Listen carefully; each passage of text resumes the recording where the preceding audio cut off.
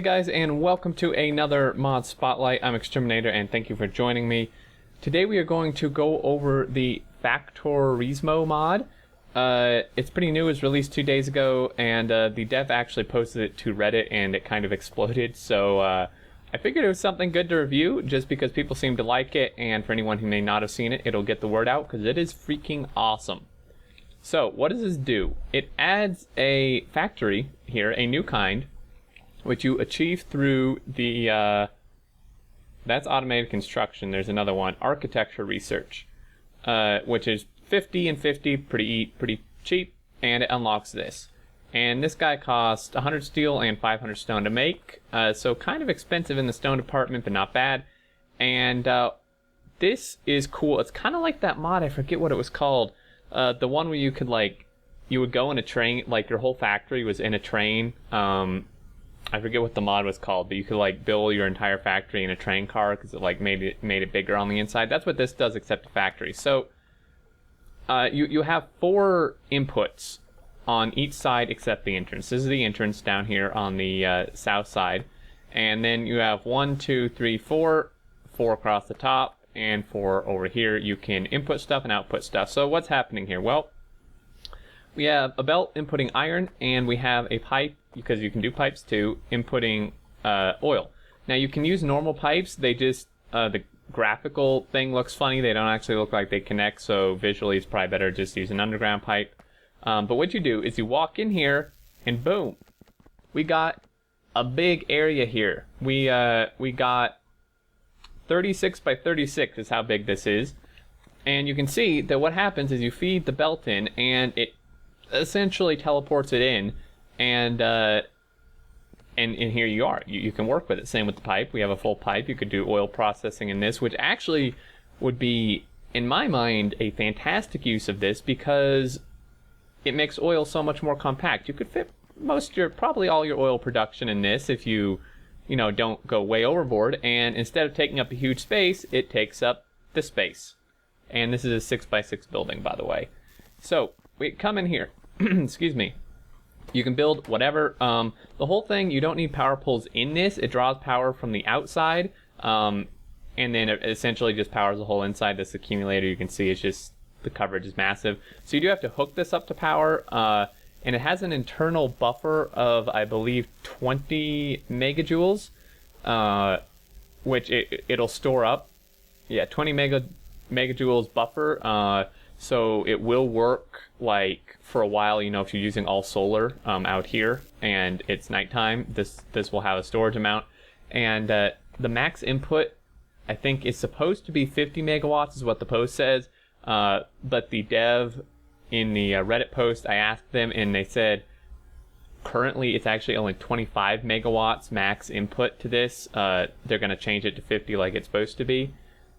Although this does say 50 here, so maybe it actually is. Either way, this can only really take in 50 megawatts, so if you're going to go crazy with modules in here, that could be an issue if your total power within this takes more than 50 megawatts.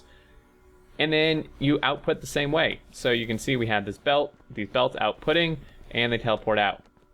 Now here's where it gets crazy, guys. You can build these within each other, so on and so forth. Here's another one. We walk in, boom, we're in a new one. Want another one? Boom, we're in another one. So we're essentially now 3 layers down from the outside. So this is where it can get crazy. I suspect if you go too crazy with this, your game might not like that so much. I haven't tried. But yeah, so we come out, we're in one, which is in one, which is in one. So you can imagine this gets crazy. Is it balanced? For the most part, I would say kind of. It depends if you like this type of thing. I think it could be a whole new way of building. It could make your factory a lot more compact. It could be kind of like you could do a dedicated one of these for each type of item if you want to do that. Kind of like how some people do like dedicated outposts for each item or whatever. You can kind of do that with this.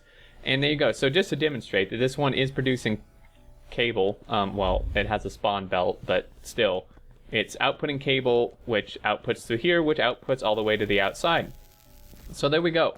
It's now nighttime. I tried using the day command, and it doesn't do anything. which is kind of weird. So sorry it's nighttime. It is always daytime in these, so that is something to note. I believe you can actually do solar in this, and that would be one way to go if you want. You could put your steam engine setups in these if you wanted, because you can do pipes. You would have to get the water from the outside, but you could pipe water in, do your steam engine thing. It's just a way to make things a lot more compact, which is great. A couple more notes here. I don't want to make this too long. Okay, so this is where it's maybe not so balanced. You can pick these up, and it preserves everything in here. All right, so if we come outside, again, apologies, it's dark. So this one, we have this one here, and this has some stuff, just random stuff I've put together. We have assemblers, we have some random stuff in here. If I pick this up, it takes forever to mine, by the way, but if you pick this up, it'll preserve everything as it is. So we have it here. I place it back down. Everything is just as it was. Okay, so you can carry these around with you. This could be a really good way to set up like a distant factory outpost thing. Somewhere you could like build it all in your base. We have the materials, and just then bring it to where you want it and plop it down. Now the other thing about this is it has that internal energy buffer, as I had mentioned. As long as it has the energy buffer. So once I pick this up and it's in my inventory, it's not going to be getting power, but it's still going to have that buffer. And any of the machines in here, it says here in the post for the mod, on the mod portal, that everything, even once you pick it up and once it's in your inventory, everything in here will still run as long as it has power. So just to demonstrate, we have 16 gears here. Now I haven't actually tested this before this, so hopefully this works. We're going to pick this up, and we're going to see how many gears we have if we leave it in our inventory for a while. Okay, now that brings to some issues that are with it, that the dev does right here. You can't tell what the contents are. As you can see, I have Alt View on. You can't tell what's in here, same in your inventory. So they also mentioned to go along with that, you probably shouldn't use robots to do it. It won't break anything, but the robots won't know which one to take. Okay, so they may, you know, they may just take a blank one that has nothing in it, because there's no way to tell. It does put them in separate stacks, but the robots won't know which one to grab from you, and you obviously can't tell either. So if you are picking these up and putting them in your inventory, you'll probably want to keep them on your hotbar and just remember like what's in each one. The dev, I think, does try to plan to fix that if possible. It says there are layering issues with adjacent buildings, just in terms of like what it looks like, which actually I don't really see many issues with that, but yeah, so those are the main issues. Let's see, I think that about covers it. And yeah, so you just input power, it'll do everything in here. And let's go ahead and set this guy down, and you can see that the internal buffer has been ticking down. It was full when I picked it up. It's still using it, and if we walk in here, this guy's still going. We have 140 gears. Okay, so that is something that's kind of weird, and maybe unbalanced. You can pick this up, and pretty much everything in it's going to run while it's in your inventory, so you can probably figure out something interesting to do with that. But there you go. I believe that's it. Yeah, just hook it up to power and it will automatically give power to everything in here. Oh, pollution. How does pollution work? It pretty much just dispenses all the pollution outside of it. So it's not going to lower your pollution rate at all. And you can see it just used up its buffer and everything died. But there you go. So pollution, everything in here still creates pollution and it still all goes outside. It doesn't stop any of that. So it just outputs all the pollution. So do keep that in mind. And yeah, so you can, you know, it says here, if you don't have enough space, you can just build these inside one, inside another, inside that, so on and so forth. I don't know what the limits are. You guys can test that out, and don't blame me if it crashes your game. But I believe that's it, guys. Factorissimo, it seems extremely well received so far. Tons of downloads. People on Reddit seem to like it. I think it's a brilliant idea, and I think it can only get better from here. It's only been released for 2 days. link down in the description to the mod portal where you can check it out. The dev did write a very long and complete write-up about it.